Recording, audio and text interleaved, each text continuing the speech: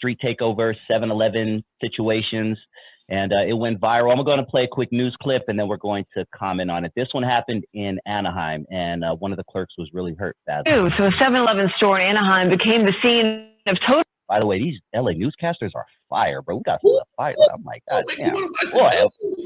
Bring me on that bad news. Bring me on that bad news. I'm trying to concentrate. I'm over here looking at her. All right, here we go. Sorry, let me get my mind out the gutter.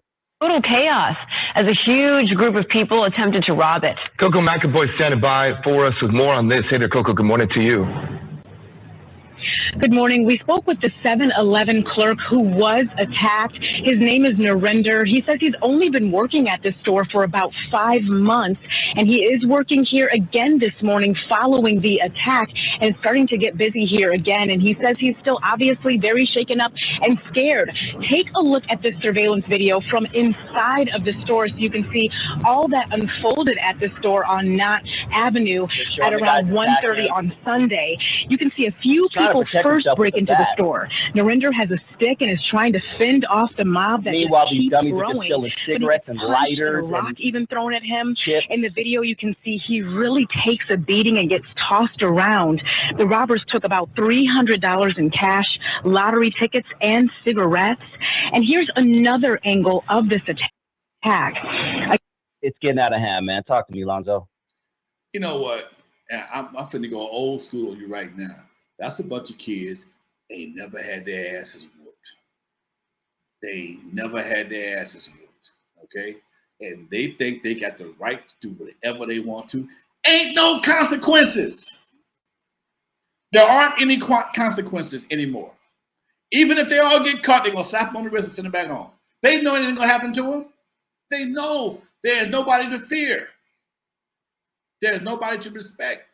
The police pull up, they're gonna do willies on their car, climb on the car. The cops don't want to show up because it's only cigarettes and $300 cigarettes, lottery tickets, and $300 worth in cash. That ain't even petty theft. I mean, that ain't even grand theft.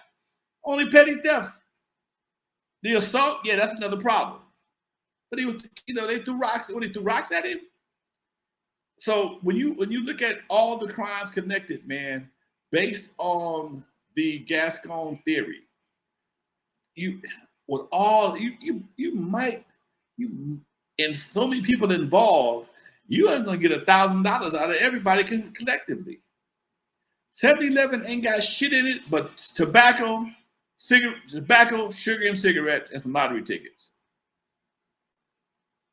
Tobacco, salt, sugar, and lottery tickets.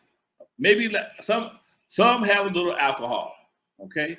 But for the most part, most of them don't have shit worth going to jail for. But again, if somebody was to lock the gate and lock everybody in there, all they got is a bunch of misdemeanors, man, and a toy store with there's no type of repercussions because nobody wants to spend the money to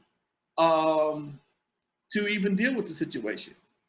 I've heard in many a meeting, being the president of the Compton Entertainment Chamber of Commerce, I get privy to all kind of conversations, all types of meetings. And I've heard multiple times that it's not cost effective to arrest these and prosecute these people.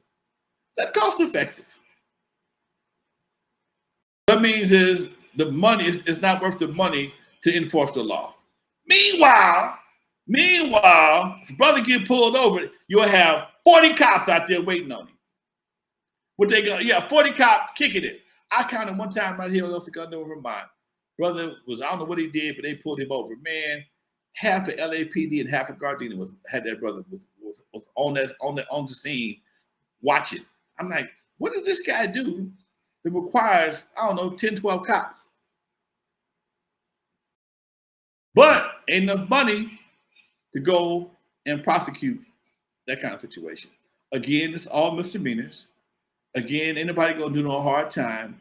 But the trauma that the clerk experienced, but he got assaulted. He probably don't know who really assaulted him. So how do you prosecute that? But nonetheless, it don't make it any less traumatic. And that's the part that's really fucked up. People nowadays, we so concerned about the perpetrators. Fuck the victims. we're trying to figure out what the cost is to prosecute the perpetrators, as opposed to what's going to cost to deal with the victim's trauma. Victim, you on your own. I was telling about today. I had a car stolen in front of my house one day. One day I just left my club. My buddy said, "Hey man, I'm gonna come out the pad, pick up these flyers. So I ain't gonna be able to see you in the morning." So I'm waiting for him to come by the pad. Waiting for about 45 minutes. I'm still trying to fight sleep outside. I hear something outside, and I go to the door. As I'm going to the door, I see a van in the middle of the street, but my black truck was gone. I thought I was dreaming. Wait a minute. I know I parked my truck in front of my house. My black, I had a Trailblazer at the time, was gone. White van parked in the middle of the street, where I guess they just jumped out of that van and jumped in my truck. What I later realized, both vehicles were Chevrolet, same model, so they knew how to steal. They stole one, they knew how to steal another one. I called the police. They get to the house. While I'm on my front porch talking to the police, a call comes over the radio. A black trailblazer involved in a robbery not far from my house. So it was wrapping up anyway. They run down there. Sure enough, it was my truck.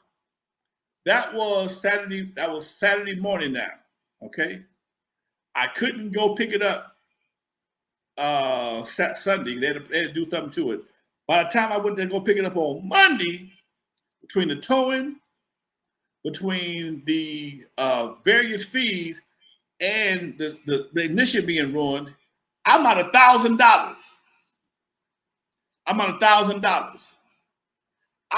was telling my lady, I said, for $20 they could have borrowed the goddamn truck, but it cost me $1,000. And here's the bad part: when your car gets stolen, your deductible don't cover that shit. That's out your pocket.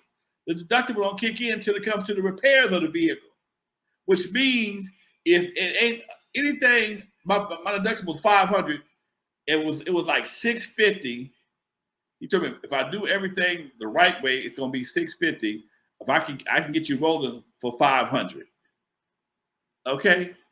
Bottom line is, I ended up getting my truck rolling, and but it's just like, dude, the expense of being a victim is a mother. The expense of being a victim, $1,000, man. By the time I got through the towing and the repairs of my truck, it was $1,000.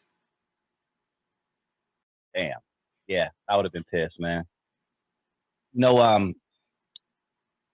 what these kids don't understand who are breaking into these 7-Elevens, Lonzo, they don't realize, let's say the clerk falls on the ground,